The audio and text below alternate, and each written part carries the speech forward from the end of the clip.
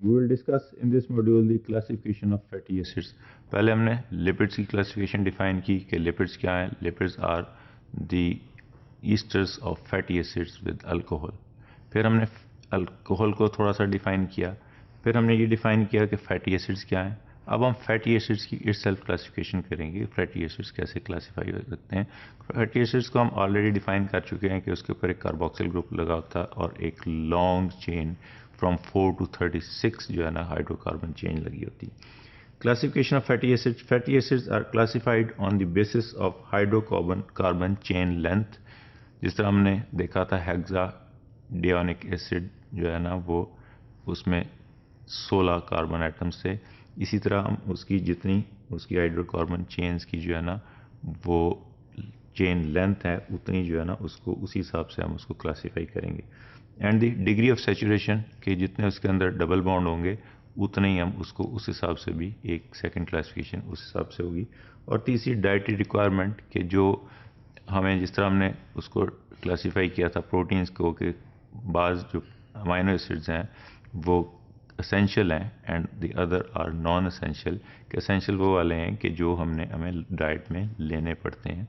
Without taking these amino acids in the diet, body cannot survive or body cannot synthesize these type of amino acids. इसी तरह fats भी बाद ऐसे हैं कि जो बॉडी खुद सिंथेसाइज नहीं कर सकती, उसको डेली रिक्वायरमेंट उसको होती है, डेली डाइटरी रिक्वायरमेंट होती है, वो डेली रिक्वायरमेंट उसके हिसाब से हमें डाइट में लेने पड़ते हैं, otherwise body cannot survive. These are the dietary. So dietary requirements के हिसाब से इसे हम असेंशियल नॉन असेंशियल में डिफाइन कर देंगे लेटर ऑन.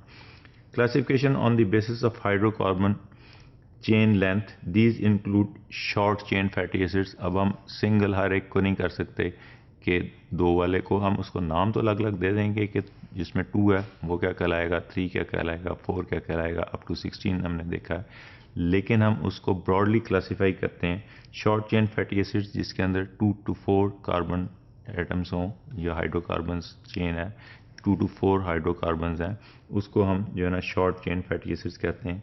इसी तरह 6 to 12 वाले को medium chain fatty acids and long chain fatty acids are from 14 to 18 carbon. Whereas very long chains fatty acids जो हैं जो 18 एंड मोर अप टू 36 जो हैं और उससे भी ज़्यादा अगर हों तो these are called as long chain fatty acids. Saturation of fatty acids जो हमने सेकंड उसकी क्लासिफिकेशन है वो सैचुरेशन क्या है कि अगर फैटी एसिड्स चेन्स में contain no double bonds that is to be saturated. अगर उसके अंदर डबल बॉन्ड ही कोई नहीं है तो उसने सैचुरेट नहीं होना. तो these are called the unsaturated fatty acids. if the fatty acids contain one or more double bonds that is mono और पोली अनसैचुरेटेड फैटी एसिड्स. अगर डबल बॉन्ड कोई नहीं है तो सैचुरेट नहीं हो सकता, तो सैचुरेटेड नहीं कहलाएगा, वो सैचुरेटेड फैटी एसिड्स कहलाएगा. अगर इसके अंदर एक या एक से ज़्यादा डबल बॉन्ड्स होंगे तो दीज आर कॉल्ड, अगर एक से ज़्यादा होंगे तो पोली अनसैचुरेटेड है और अगर एक डबल बॉन्ड है तो मोनो अनसैचुरेटेड फैटी एसिड कहलाता है. So this is the second class on the saturation of the bonds with the double bond or single bond.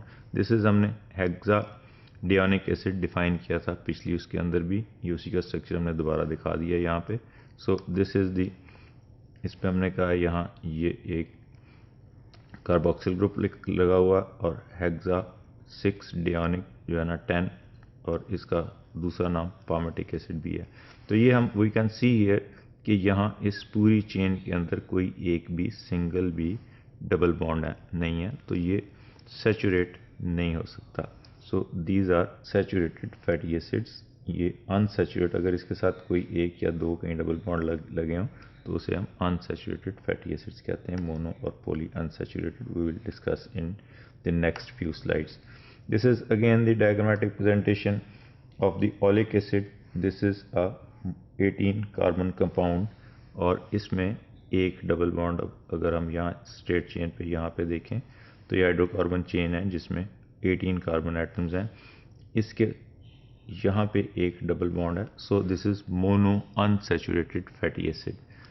तो ये 7 and 7, 14, 15, 16, 17 और 18 सो ये 7, 8 और 9 के दरमियान एक 9 और अगले 9 के दरमियान में एग्जैक्टली मिड में एक डबल बॉन्ड है. सो this is mono unsaturated fatty acid. ये इसका लॉन्ग चेन स्ट्रक्चर है कि वी कैन सी हियर कि यहाँ पे एक मिड में आके 9 इधर रह गए और 9 इधर रह गए. ये 18 कार्बन कंपाउंड है जिसको हम ओलिक एसिड भी बोलते हैं. तो ये दरमियान में एक 9 के दरमियान एक जो है वो डबल बॉन्ड लगा हुआ है. So it is a mono unsaturated fatty acid. When double bonds are present they are nearly always in cis rather than in the trans configuration. हमने शुरू में डिफाइन किया था कार्बोहाइड्रेट्स में, तो हमने देखा था कि मैलिक एसिड और फ्यूमेरिक एसिड सिस और ट्रांस फॉर्म है कि एक जब डबल बॉन्ड ऐड होता है तो वो सी उसके कार्बोक्सिल ग्रुप को ऊपर ले जाता है और जो है ना उसको दूसरे ग्रुप को नीचे ले आता है. लेकिन जिस तरह फ्यूमेरिक एसिड और मैलिक एसिड सिस और ट्रांस फॉर्म है, लेकिन इन केस ऑफ लिपिड्स और in case of hydrocarbon double bonds add होगा, उसकी वजह से ट्रांस कन्फिग्रेशन नहीं होगी. ये ऑलमोस्ट ऑलवेज ऑलमोस्ट जो है ना सारी की सारी सिस कन्फिग्रेशन में होगी. ये ऊपर नीचे इसकी क्योंकि एक ही हाइड्रोक्सिल ग्रुप लगा हुआ है तो वहाँ से किंक आ जाएगा थोड़ा सा, लेकिन उसको कहीं भी जो है ना वो उस कार्बोक्सिल ग्रुप की सिंगल होने की वजह से ये किंक आ सकती है, लेकिन उसकी ट्रांस कन्फिग्रेशन नहीं होती. This is the again the diagrammatic presentation कि हम देखेंगे कि ये स्ट्रेट चेन अगर कार्बोक्सिल ग्रुप यहाँ पे लगा हुआ है और ये स्ट्रेट चेन हाइड्रोकार्बन है, तो यहाँ पे अगर हमने डबल बॉन्ड इंट्रोड्यूस कर दिया, ये मोनो अनसैचुरेटेड बन गया, तो यहाँ पे एक किंक आ गई छोटी सी, ये थोड़ा सा बेंड हो गया, लेकिन ये ट्रांसफॉर्म में नहीं आया, ये इस साइड पे नहीं चला गया, ऐसे नहीं हो गया. ये स्ट्रक्चर जो है ये इसी तरह ही रहा है. ये स्ट्रक्चर जो है ये अगर ये स्ट्रक्चर इस तरह चला जाता या एक स्ट्रक्चर यहाँ से और इसकी इस तरह हो जाता, तो this is the trans configuration, लेकिन यहाँ ट्रांस कन्फिग्रेशन नहीं हुई. So this is the mostly in the almost always in the cis configuration. If the fatty acids have 2 or more double bonds, they are always spaced at 3 carbon intervals. अगर दो या दो से ज़्यादा double bond add होते हैं किसी भी पोली अनसैचुरेटेड फैटी एसिड्स में, तो वो कभी भी साथ साथ जुड़े हुए दोनों के साथ नहीं होते, हमेशा उनके दरमियान 3 का गैप होता है. 3 कार्बन के बाद वी कैन सी हियर कि ये अगर 18 कार्बन ओलिक एसिड है तो हमने देखा था कि इसके 9 पे जाके एक डबल बॉन्ड ऐड हो गया. अगर हम इसमें 2 डबल बॉन्ड ऐड कर देते हैं, एक यहाँ और एक यहाँ, तो इन दोनों के दरमियान भी वी कैन सी के 1, 2 और 3 1, 2 और 3 कार्बन का डिफरेंस है. तो डबल बॉन्ड्स कभी भी साथ साथ 2 कार्बन एटम्स पे नहीं होते. जब भी डबल बॉन्ड ऐड होगा एक से ज़्यादा पोली अनसैचुरेटेड फैटी एसिड्स में, तो वो हमेशा जो है ना वो 3 छोड़ के डबल बॉन्ड ऐड होगा, 3 कार्बन के बाद डबल बॉन्ड ऐड होगा. Classification of fatty acids on dietary basis third class इसकी थी है. डाइटरी बेसिस एसेंशियल और non essential. Fatty acids that are required by the human body but cannot be synthesized in the body are therefore must be obtained from the food, and these are called the essential fatty acids. जिस तरह हमने essential amino acids define किए थे. In contrast to amino acids, there are only 2 essential fatty acids. amino acids जो हमने essential थे वो 9-10 थे, जबकि सिर्फ 2 ही essential fatty acids हैं. One is linoleic acid and the other is the linolenic acid. Human lacks ability to introduce double bonds in the fatty acids beyond carbon atom number 9 and 10.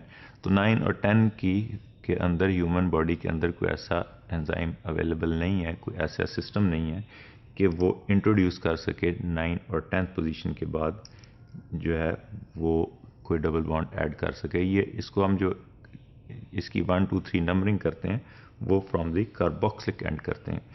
इसी तरह linolenic acid has 2 double bonds eight position C9 and carbon 12. जो second is the alpha linolenic acid, उसके अंदर 3 double bonds हैं. First at the 9th position, second at the 12th position and third at the 15th position. Therefore both of these fatty acids cannot be synthesized in the body and must be obtained in the diet. क्योंकि हमने define किया है कि 9 के बाद जो double bond addition है वो ह्यूमन बॉडी के अंदर ऐसा मैकेनिज्म कोई नहीं है। The rest of the fatty acids fall in the category of the non-essential fatty acids। बाकी जितने इन दोनों को लिनोलेनिक एसिड और लिनोलेइक एसिड को निकाल के बाकी जितने भी फैटी एसिड्स हैं, these are all non-essential fatty acids।